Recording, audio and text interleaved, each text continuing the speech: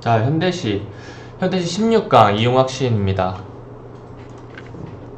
이용학 시인 같은 경우에는 말하고자 하는 바가 좀 명확한 편이라 가지고 여러분들이 읽기도 좀 편할 거예요. 이때 이 시기에 시인들 출제가 되게 많이 됐었죠. 이 검은색 이름으로 나온 시인들도 엄청 중요하고 엄청 좋은 시를 쓴 사람들입니다. 출제가 많이 안 됐을 뿐이지 언제든지 출제돼도 이상할 게 하나도 없어요. 그러니까 뭐 중요하다, 중요하지 않다 이런 거 표시하지 말고 이때 당시 이 시기의 시는 전부 다 하셔야 돼요. 그게 좋습니다. 김광균 시인은 어땠을까요? 뭐가 있었죠? 여기에 있었죠. 김동명 시인은 하나 배웠죠, 우리. 파초. 넘어가고, 자, 이용학 시인.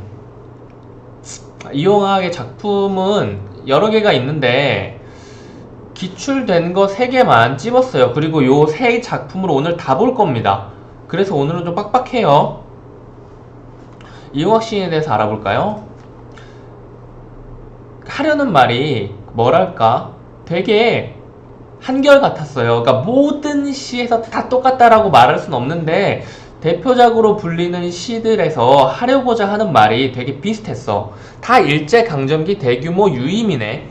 비극적인 삶에 집중했다. 뭐 이렇게 생각해 주시면 될 것 같아요. 그리고 출제되는 작품들이 다 요 이야기 안에서 출제가 되고 있고, 이 유이민이 뭘까? 유민, 이민 두 개를 합쳐놓은 것 같지 않아요? 그쵸? 읽어보세요. 자연재해나 전쟁 등으로 거처를 잃고 떠도는 사람, 국가가 망하고 그 자리에 남은 사람들, 자기 나라를 떠나 다른 나라로 이주하는 일, 그러니까 어쨌든 간에 우리나라에 안 좋은 일이 생겨가지고 우리나라 밖으로 떠돌아다니게 된 사람들을 말하는 거예요. 그러니까 왜 이런 이야기를 집중하게 됐냐? 이 시기에 고향을 버리고 러시아, 연해주 요런 쪽으로 이주해가지고 북쪽으로 이주해서 사는 사람들이 되게 많았어요. 그리고 이 뭐라고 해야 될까? 마음의 고향이라고 해야 되나? 북한입니다. 북한. 뭐 함경도 이런 데였던 것 같은데 러시아랑 되게 가깝죠. 러시아랑 되게 가까우니까 남한 사람들은 뭐 남쪽으로 피난을 갔겠지. 근데 북한이 주 배경이란 말이에요. 주 배경이란 말도 맞지가 않아. 그러니까 북한에서 러시아로 이주해온 그런 환경이 주 배경이란 거예요. 무슨 말인지 알겠죠? 그러니까 북쪽이라는 단어도 자주 나오고, 그러니까 당연히 춥다는 말도 자주 나오고, 러시아 지역 명칭도 나오고, 사투리, 뭐 함경도 쪽이었던 걸로 기억을 해요. 함경도 사투리도 나오고, 시에서 그런 것들 다 확인할 수 있습니다. 1930년대 3대 천재 시인으로 불렸는데, 서정주, 오장환, 이용학 요 세 시인이 3대 천재 시인으로 불렸는데 뭐 셋 다 중요한 시인이니까 다 짚을 겁니다. 봐줘야 되는 게 뭐 여기는 3대 천재, 여기는 대표 시인 뭐 이러는데, 그러니까 어디서 어떻게 명칭을 붙이느냐에 따라 달라요. 어쨌든 다 중요합니다. 다 중요한 거니까 이건 그냥 그러려니 하고 넘어가시면 돼요. 1930년대 대표 시인으로 이용학, 백석 시인이 꼽히기도 하는데, 백석 시인과 이용학 시인, 백석 시인 같은 경우에는 그 당시에 인기가 좀 많았어요. 이용학 시인은 그 당시엔 인기가 별로 없었어. 근데 이용학 시인은 그 이후에 수십 년 이후에 인기가 되게 많아졌어요. 그거는 다루는 이야기나 주제의 차이 때문이었는데, 백석 시인 같은 경우에는 정막강산 여러분들 본 적 있죠? 정막강산. 그렇게 자기만의 세계를 만들어냈다라는 측면에서 그때 당시에 인기가 있었는데, 그 외에 그때 당시에 시대상과 백석 시인이 자기만의 세계를 창조해냈고 이런 거에 대한 설명을 길게 할 수는 없지만은 간단하게 그래도 이해를 해줄까? 백석 시인 같은 경우에는 그 당시에 좀 이데올로기가 바뀌는 그런 시대였잖아요. 사상, 가치 체계 이런 것들이 바뀌는 그런 색이었다고.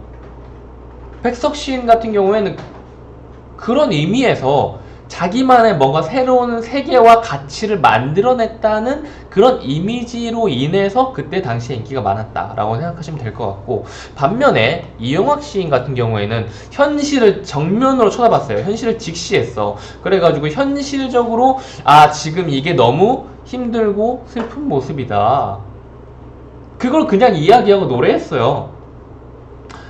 근데 별로 안 좋아하죠. 원래 아무리 성격 좋은 사람도 자기한테 자기 단점 얘기해주고 자기 단점 짚어주고 안 좋은 점 말해주고 이런 거 막 그래 내가 뭐 알았어 고칠게 이렇게 이야기는 하지만은 속으로는 쥐가 뭐라고 이렇게 기분이 나쁘단 말이지. 하물며 그런 사람도 기분이 나쁜데 군중 대중은 어떻겠어요? 기분이 나쁘고 막 엄청 화가 나고 이러진 않겠지만은 이용학이라는 시인이 말하려는 바가 뭔지는 알겠지만은 그들의 가슴속에 제대로 와닿지는 않았겠죠. 바로 작품으로 가볼까요? 아니다. 이거 하나 해야겠다. 자. 이거는 좀 적으셔야 됩니다. 별로 적을 것도 없어요. 간단해요. 자, 여기에서 우리가 볼 수 있는 게, 왜 이렇게 굵어? 여기에서 우리가 볼 수 있는 게 나라, 고향, 삶의 터전들을 잃고 떠돌이 생활을 하는 그런 비극적인 삶에, 떠돌이 생활을 하는 사람들의 비극적인 삶에 집중이 됐다고 했죠. 이 비극은 어디에서 나온 걸까요?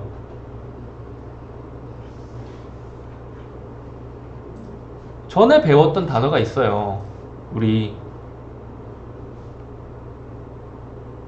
두 글자짜리 단어들로 표현해 볼까요? 상실, 단절, 단전? 이건 무협지에 나오는 말인데, 단절, 요런 느낌을 이용학 시인의 시에서도 받을 수가 있어요. 상실감의 시인, 뭐 단절감의 시인 이런 거 우리 다루면서 이야기를 했었죠. 누군지 제가 짚어드리진 않겠습니다. 이용학 시인의 시에서도 당연히 이 배경을 생각을 해보면 이렇게 해야 되는구나. 요 배경을 생각을 해보면은 당연히 상실감이라든지 뭐 외로움이라든지 슬픔이라든지 요런 감정이 그 밑바탕 기저에 깔려있을 수밖에 없는 거죠. 이해하셨죠? 이제 시로 한번 들어가 봅시다. 풀벌레 소리 가득 차 있었다. 자, 기계적으로 합시다. 기계적으로. 풀벌레 소리 가득 차 있었다. 이게 무슨 감정을 주는지 우리는 몰라요. 근데 이용학이라는 시인이 누군지는 알죠? 우린 지금부터 안단 말이에요. 그쵸? 어때요? 대규모 유이민의 비극적인 삶에 초점을 맞춘 그런 시인이었죠. 그리고 아버지의 침상 없는 최후의 밤은 풀벌레 소리 가득 차 있었다. 아버지의 최후의 밤이 뭐예요? 아버지가 돌아가셨죠. 그리고 아버지의 침상 없는 최후의 밤은 풀벌레 소리 가득 차 있었다. 같은 구절이 반복되는 건 뭐라고 했죠? 정서를 강조한다 그랬죠. 아버지의 죽음과 정서를 강화했어요. 요건 뭐예요? 무슨 정서죠? 당연히 슬픔이겠죠? 아이고 여기 안 보이는구나. 당연히 슬픔이겠죠? 지금 보이나 이제? 슬픔. 당연히 슬픔일 겁니다. 이 슬픔이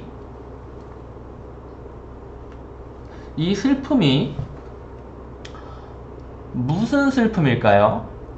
이 유이민의 비극이라는 겁니다. 이 유이민의 비극을 풀벌레 소리 가득 차 있었다라는 것으로 표현을 했죠. 너무 슬프다, 너무 울음이 나온다가 아니라 풀벌레 소리 가득 차 있다. 이렇게 뭐랄까? 담담하게 이야기를 했죠. 이제 읽어볼까요? 우리 집도 아니고 일갓집도 아닌 집, 고향은 더욱 아닌 집 곳에서. 그러니까 애초에 뭐랄까? 이거 뭐라고 표현해야 되지? 단어가 기억이 안 나네. 어쨌든 연고 없는 곳이라고 합시다. 연고 없는 곳에서 아버지의 침상이 이게 침대가 맞지. 그러니까 이런 침상 위에서 누워있지도 못하고, 그러면 어떤 말이에요? 방바닥에 누워가지고 죽었다 아버지가 방바닥 위에서 돌아가셨다라는 거예요. 침상 위에서도 아니고 방바닥 위에서 돌아가셨다는 거죠. 얼마나 상황이 안타까워요. 그쵸? 노령을 다니면서까지, 노령 이게 뭐 늙을 노자가 아니네. 뭐 모르는 거는 대충 넘어가시면 됩니다. 어쨌든 간에 아들 딸을 키웠고, 하지만 이 아들 딸에게 한마디 남겨주는 말도 없었고, 아무울만의 파선 모르는 말이죠. 설룽한 니코리스크의 밤 모르는 말이죠. 어찌됐건 간에 완전히 잊으셨고, 말도 없었고 잊으셨다고. 이게 무슨 말이에요? 죽었다는 말이죠. 목침을 반드시 벤 채. 그래도 목침은 있었네요. 자, 다시 뜨시지 않는 두 눈에 피지 못한 꿈의 꽃봉오리가 가라앉고, 꿈의 꽃봉오리가 가라앉았죠. 떠오르지 못하고 가라앉았죠. 어찌됐건 꿈의 꽃봉오리가, 꿈이 어떤 꿈, 이런 어떤 희망, 이런 게 있었다는 말이죠. 그쵸? 좀 이따가 이거 생각을 해볼 겁니다. 얼음장에 누우신 듯 손발은 식어갈 뿐, 입술은 심장의 영원한 정지를 가르쳤다. 돌아가셨다는 말이죠. 때늦은 의원이, 돌아가시고 나서 온 의원이 아무 말 없이 돌아간 뒤에 이웃 늙은이의 손으로 이렇게 천으로 얼굴이 덮여졌다라는 말인 것 같네요. 우리가 누굴까요? 아들, 딸이겠죠. 머리맡에 엎드려가지고 있는 대로의 울음을 다 울었고, 아버지의 침상 없는 최후의 밤은 풀벌레 소리 가득 차 있어. 그러니까 이 풀벌레 소리 가득 차 있었다가 처음에 우리가 봤던 그거랑 똑같죠. 정서를 강화하는데 어떤 정서를 강화해요? 슬픔을 강화하죠. 근데 이 슬픔은 나아가 보면은 뭐에서 일어난 슬픔이야? 이렇게 일제강점기 하에서 유이민들의 비극적인 삶, 우리 집도 아니고 일갓집도 아니고 고향도 아닌 곳에서 침상도 없이 힘들게 살면서 죽어야 했던 그런 유이민의 비극적 삶에 초점을 맞춘 거죠. 그러면은 이 비극적인 삶을 산 이 아버지는 어떤 꿈을 가졌을까요? 당연히 고향으로 돌아가고 외롭지 않은 삶, 가족, 일가, 친인척들과 외롭지 않은 삶을 사는 것이 꿈이 아니었을까라고 합리적으로 추측을 해볼 수가 있겠어요. 여기까지가 우리가 이 시를 딱 보면서 해줘야 될 일입니다. 그러니까 이미 시인에 대해서 알고 있으면 시를 보는 게 너무 편해요. 그래서 이 커리큘럼을 진행을 하는 거예요, 우리가. 무슨 말인지 아시겠죠? 그 다음에 문제를 좀 풀어볼게요.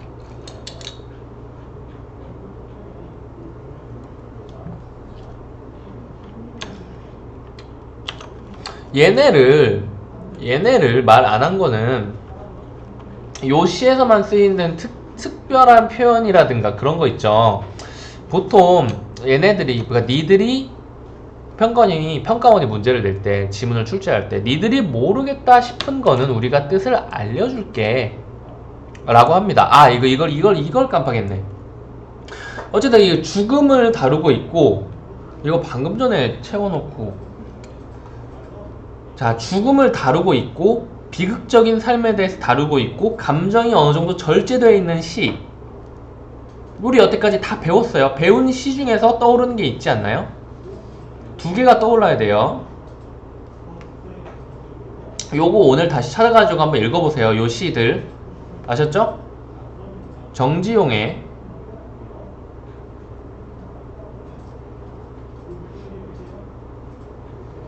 유리창 또는 유리창 1인데 요거 배웠나? 배웠지? 정지용 유리창이. 그리고 백석의 여승. 요 두 작품을 찾아가지고 읽어보세요. 꼭. 자, 이거 썼죠? 이거 오늘 꼭 읽어보세요. 오늘 숙제입니다. 오늘 숙제 따로 없고 요게 숙제예요.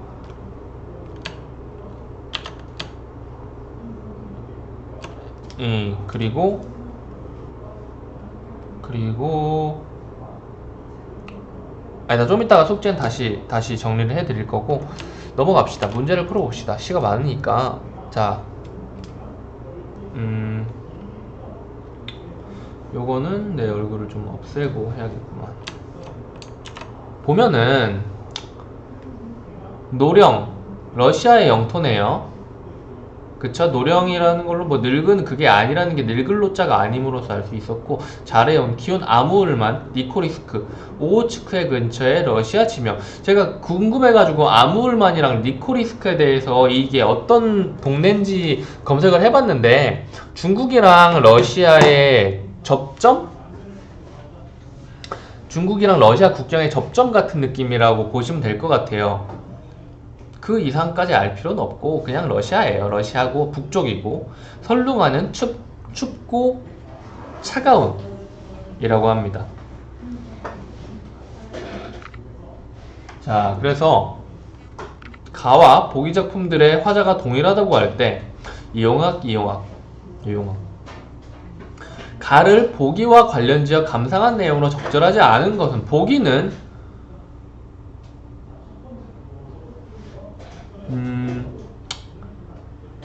뭘 연관시킬 수 있을까요? 이 아버지의 외할머니랑 큰아버지랑 계신 아라사를 못 잊어 술을 기울이면 노 외로운 아버지였다. 자, 보시면은 여기에서는 러시아에서의 죽음을 이야기하고 있죠. 그리고 여기에서는 러시아가 그리워요. 그래가지고 둘이 뭐 상충되는 거 아니에요 라고 생각을 하는데 그렇게 보면 안 되는 거 알죠, 여러분? 자, 여기에서의 러시아가 아니라 여기에서의 아버지는 어디에서 죽었어요? 여기에서의 풀벌레 소리 가득 차 있었다의 아버지는 우리 집도 아니고 일가 집도 아니고 고향도 아닌 곳에서 죽었죠. 그럼 이곳에서 가족이 있을까요? 우리 자식들, 지금 이 시에서 나온 자식을 제외한 가족이 있을까요? 없죠. 그리고 이 시에서는 외할머니랑 큰아버지랑 계신 가족을 그리워하고 있죠. 그렇다면 이 아버지도 역시 자기의 가족을 그리워한다는 연결을 할 수 있어야 됩니다. 요 시에서 아버지의 감정에 대해서는 안 나왔죠. 피지 못한 꿈이라는 단어밖에 없었죠. 자, 이쪽 봅시다. 아버지도 어머니도 젊어서 한창 때는 우라지어로 다니는 밀수꾼, 눈보라에 숨어 국경을 넘나들 때 어머니의 등골에 파묻힌 나는 모든 가난한 사람들의 젖먹이와 다름없이 얼마나 성가스러운 짐짝이었을까. 여기서는 애써 잘해온, 되게 힘들게 키운 아들, 딸에 대해서 이야기를 하고 있죠. 이 정도만 보고 일단 봅시다. 침상 없는 최후의 밤은 고생한 보람도 없이 빈한한 상태에서 아버지가 돌아가셨다는 것은 가난할 빈이겠죠. 한이 뭘까요? 뭐 추울 한인가? 가난하고 추운 상태에서 아버지가 돌아가셨다는 한이 그 한이 아닌 것 같아요. 아무튼 간에 안 좋은 상황에서 아버지가 돌아가셨다는 것을 뜻할 수 있겠군이죠. 이 고생은 어디에서 나왔어요? 여기에서 나왔죠. 그리고 침상 없다 에서도 알 수 있고, 애써 잘해온 아들과 딸은 아버지가 목숨을 걸고 국경을 넘나들며 밀수를 했던 이유가 될 수 있겠죠. 그쵸? 아무울만의 파선과 니코리스크의 밤은 아버지의 고달픈 삶을 함축하는 말이겠군. 여기에서 살짝 의문이 들 수 있는데 연결을 지어야 돼요. 얘네는 어떤 지역이에요? 러시아 지명. 이 우리 집도 아니고 일가집도 아니고 고향도 아니다. 이 부분은 아닌데. 어찌됐건 간에 이 러시아 지명인데 여기에서 보면은 국경을 넘어가지고 엄청 험난하게 살아왔죠. 엄청 험난하게 살아왔고, 그리고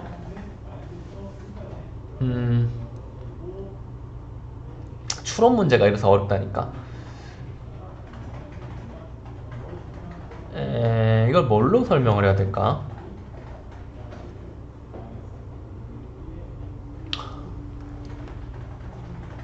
그냥 요렇게 보는 게 좋을 것 같은데. 그냥 얘네가 긍정적이라는 이미지로 봅시다. 얘네가 긍정적이라는 이미지로 잘못 해석을 했다면은 여기서 얘가 틀렸다고 말을 할 수 있어요. 그런데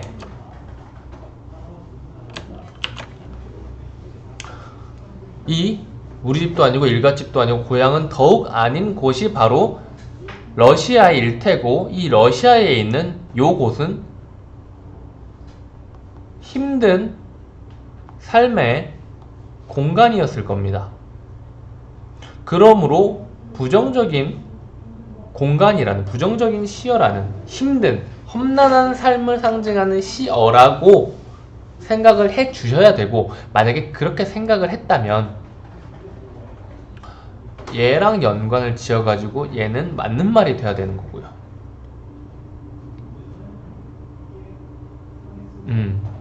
요 3번 선지에는 뭐 그런 식으로 이게 긍정적이라고 생각을 한다면 틀리게 만든 것 같아요.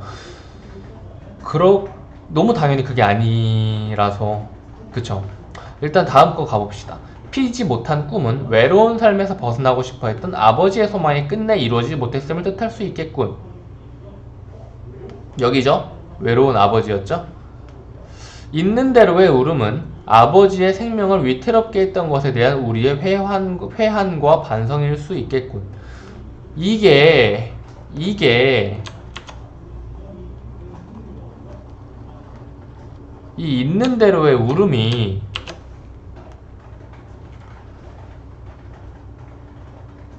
이렇게 밀수꾼, 근데 여기랑 연관 지을 수가 없나? 생명을 위태롭게 했던 거에 대한 우리의 회한과 반성, 여기랑 연관 지을 수가 있나? 어찌됐건 관련 지어서 감상을 해야 돼서 관련을 짓는 건데, 이 울음이 결국은, 이 울음은 뭐예요? 아버지가 돌아가셔서 너무 슬프다라는 뜻의 울음이잖아요. 근데 복이랑 관련을 지으면 이렇게 밀수꾼, 국경을 넘나드는 이 위험을 아버지에게 감수하게 해서 너무 죄송하고 그게 너무 반성이 된다는 뜻의 울음이란 말이에요. 근데 그게 말이 되나? 말이 안 되죠. 이건 너무 슬퍼서 우는 울음이고, 이런 위험을 아버지한테 감수해야 했던 자기 자신들에 대한 뭐 슬픔 이런 건 아니라고 확실해 보이네요. 그쵸?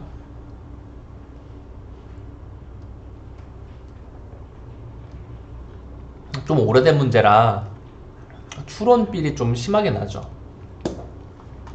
그래도 봐보면 도움이 될 것 같아가지고 일단 하나 만들어 봤어요. 만든 게 아니지. 하나 뭐라고 하지? 긁어와 봤어요.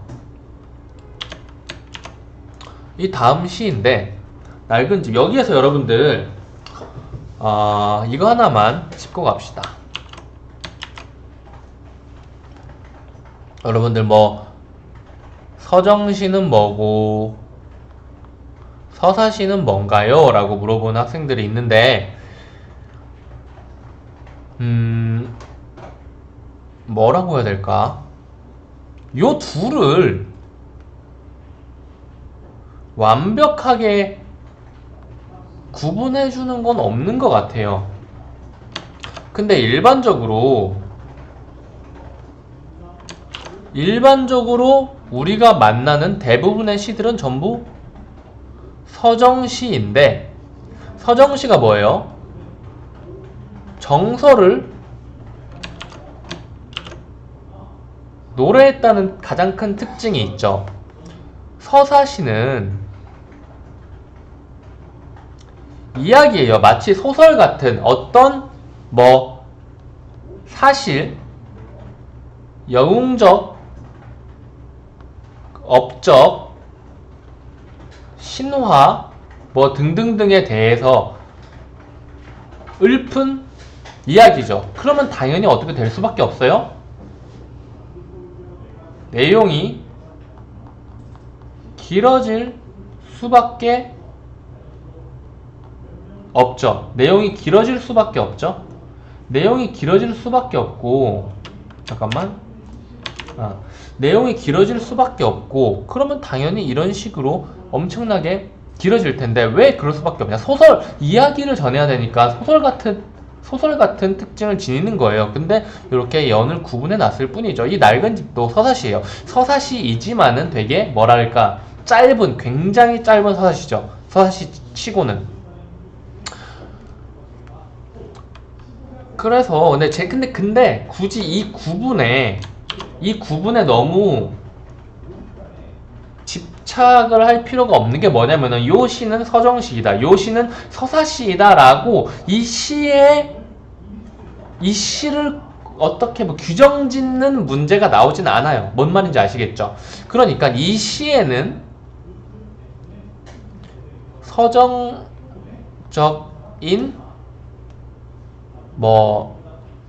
면이 있다. 서사시라도 서정적인 면이 있을 수 있는 것이고, 정서를 노래할 수 있는 것이고, 이 시는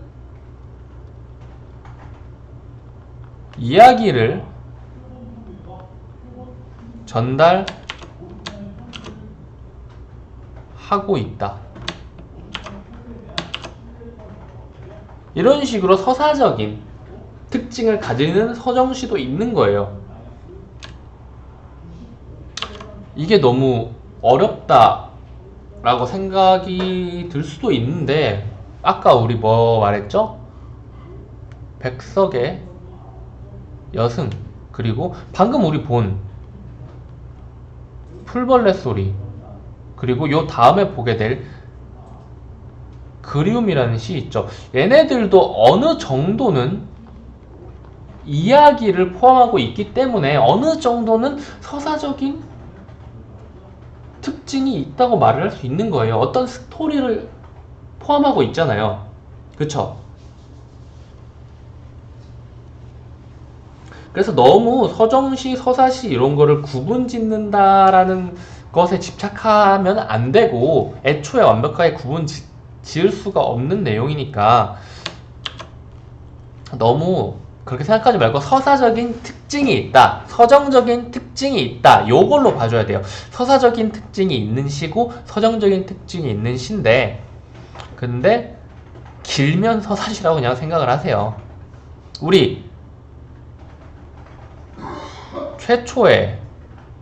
우리나라 최초의 서사시, 요거 우리 배운 적 있죠? 제목이 뭔지, 시인이 누군지 본 적이 있죠? 누군지 기억나는 학생 있나요? 누군지 기억나나요? 기억이 아마 안 날 거예요. 그쵸? 근데 나라면은 이걸 시험 문제에 낼 거야. 왜냐면은 여러분들이 다 기억 안 날 거기 때문에. 기억나는 학생이 있으면 공부 되게 열심히 한 학생이에요. 여기 뭐냐면은,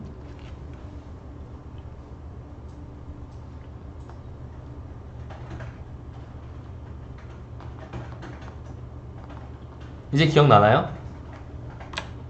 어찌됐건 간에 그 국경의 밤 이후로 다시 두 번째로 나온 서사시인데, 서사시라고 하지만은 이건 되게 읽기 편해요. 그냥 뭐라고 할까? 우리 유이민의 비극적 삶에 집중을 해서 읽어봅시다. 유이민의 비극적인 삶에 집중을 해서 읽어봅시다. 유이민의 비극적인 삶이 이 시 안에 드러나 있는지. 자, 마을에서 빨리 읽을게요. 이렇게 흉가라고 거리는 낡은 집이 있어요. 이 집에 살았다는 목이 너무 덥네. 이 집에 살았다는 백성들은 대대손손 물려줄 뭐 이런 것도 갖지 못했대요. 어찌됐건 간에 얘네가 뭐든지 간에 물려줄 게 없었으니까 가난한 삶을 산 사람들이겠죠.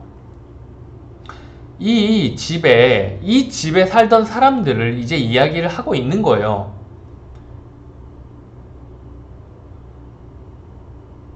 요 털보네죠.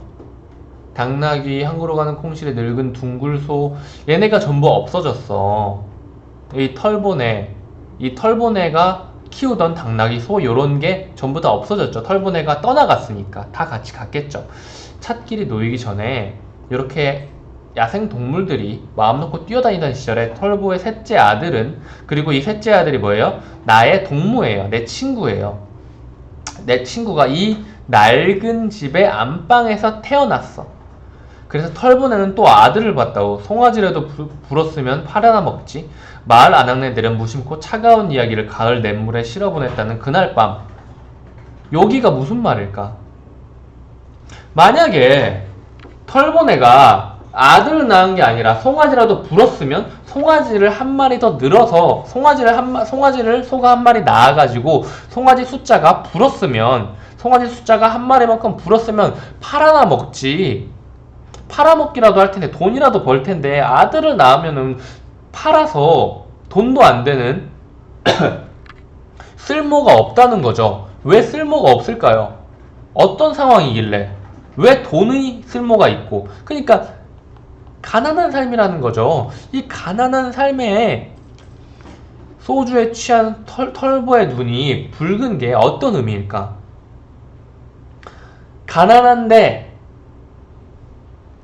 아이를 낳아서 걱정이 되기도 하고, 그리고 당연히 자기 자식이 생겼으니까 기쁘기도 하고, 요런 다양한 감정들이 섞여 있었을 거예요. 자, 이 갓주지 이야기, 무서운 전설 가운데서 가난 속에서 나의 동무는 늘 마음 졸이며 자랐다. 얘네가 뭐 중요하진 않고 어쨌든 가난과 나의 동무는 마음 졸이며 자랐다. 마음 편하게 자라지 않았고 뭐 가난에 조들리며 자랐다라고 보면 될 것 같네요. 그리고 당나귀 물고 간 애비 돌아오지 않는 밤, 노란 고양이 울어울어 종시 잠 이루지 못하는 밤이면 어미 분주일하는 방앗간 항구석에서 나의 동무는 도토리의 꿈을 키웠다. 그러니까 이게 동무의 어린 시절인데 가난하기도 했고 아버지가 일하러 가가지고 돌아오지 않기도 했겠죠. 요 부분을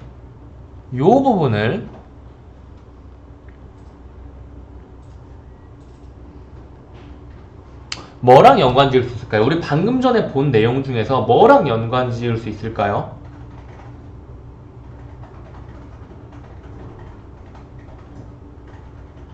아버지가 나갔는데 밤새 돌아오지 않아. 요걸 뭐랑 연관 지을 수 있을까요? 밀수꾼이죠. 밀수꾼 맞나요?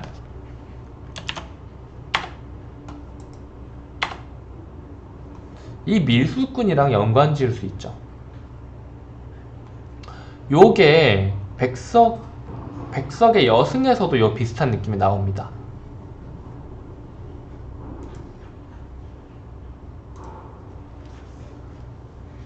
그래서 연관을 지을 수 있고, 그가 9살 되던 해 사냥개 꿩을 쫓아다니는 겨울 이 집에 살던 7식 소리 어디론지 사라지고 이튿날 아침 북쪽을 향해서 갔네요. 북쪽은 어디라고요?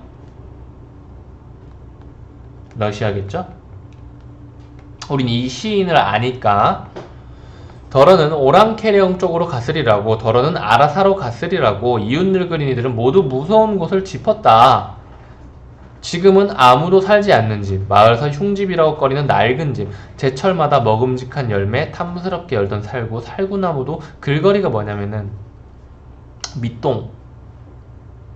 밑동이라고 생각하시면 됩니다. 나무 그루터기만 남았다고. 그래가지고 이 나무들은 꽃피는 철이 와도 가지에 잎이 안 나고 꽃이 안 펴서 꿀벌 하나 날아들지 않는 그런 황폐한 곳이 됐다 라고 말을 하고 있는데, 되게 이야기 읽기 되게 편하죠. 결국은 뭐예요? 털보네 셋째 아들이랑 나랑 친구인데, 털보네가 가난 혹은 어떤 뭐 이유로 인해서, 가난이겠죠. 이유로 인해서 삶이 뭐 피폐해서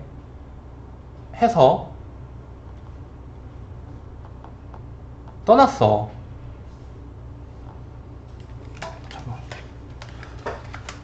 북쪽으로 떠났단 말이야. 북쪽으로 떠났어. 이 가족은, 이 이용학 시인이 말하고자 하는 이 유이민의 비극적 삶을 보여주는 그런 가족이죠, 이 털보네는. 하지만 요것을 쭉 이야기로, 쭉 소설처럼 이야기를 써가지고 이야기로 전달을 해주고 있지, 화자의 정서를 노래하고 있진 않죠. 그냥 이걸 보면서 보는 사람들이 어떻게 느끼는 바는 있을지라도 화자의 정서를 여기에서 뭐 노래하고 이야기하고 있진 않죠. 그래서 서사시라는 겁니다. 이 다음 거 가봅시다. 그리움. 여기서 또 우리 하던 대로 해볼게요. 기계적으로. 자, 그리움. 제목이 제일 중요하다 그랬죠? 그리고 눈이 오는가, 북쪽엔 한방눈 쏟아져 내리는가, 복된 눈 내리는가, 복된 눈, 그리고 눈이 오는가, 북쪽엔 한방눈 쏟아져 내리는가. 반복되는 건 뭐라고 했어요? 정서를 강조한다 그랬죠? 아이고 씨, 지워버렸다. 자, 반복되는 애들은 정서를 강조한다 그랬죠? 이 정서는 뭘까요? 당연히 그리움이겠죠. 뭐에 대한 그리움일지만 파악을 하면 되는 겁니다. 자, 험한 벼랑을 굽이굽이 돌아가 백무선, 요거는 그 경부선, 뭐 경춘선 이런 것처럼 어떤 노선을 말하는 거예요. 백무선 철길 위에 느릿느릿 밤새 달리는 화물차의 검은 달리는 화물차의 검은 지붕에 연달린 산과 산 사이 너를 남기고 온 그런 작은 마을에도 복된 눈 내리는가. 작은 마을은 어디예요? 북쪽이겠죠? 자,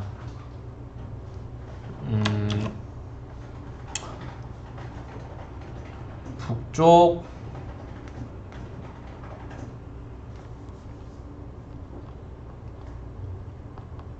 작은 마을, 그리고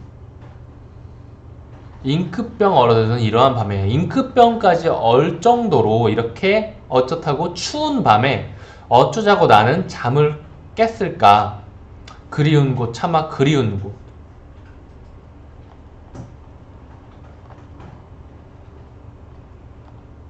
북쪽.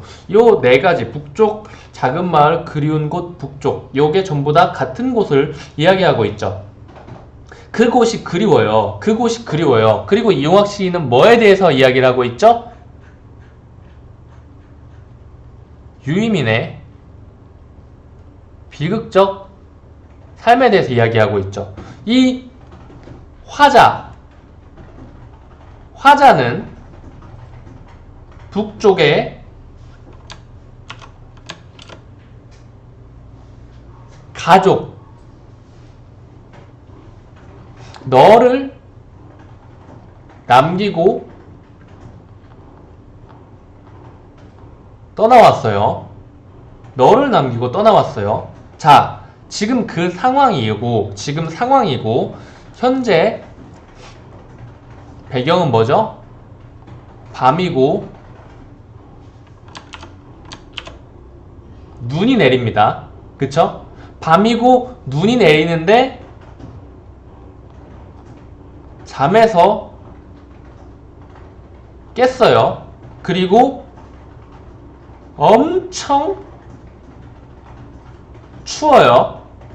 밤이고 눈이고 눈이 내리고 엄청 춥고 잉크병이 얼청도로 엄청 춥고 나는 잠에서 깼어. 그러면은 북쪽은 지금 내가 있는 데보다 더 추울 것이고 내가 남겨놓은 가족, 너 걱정이 되겠죠? 그쪽이 더 추울 텐데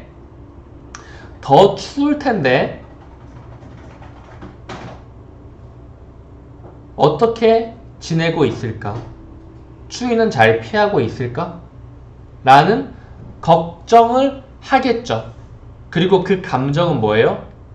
남겨놓은 가족에 대한 그리움이자 요것을 반대로 생각하면 유이민의 비극적인 삶으로 연결지을 수 있는 겁니다. 아셨죠? 여기까지 하겠습니다. 이렇게 이용학 시인은 끝났고 제가 아까 말씀드린 거 있죠? 숙제 여기다 쓸게요.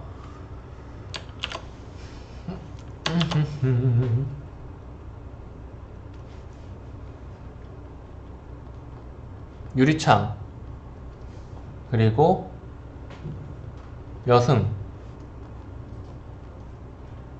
노트에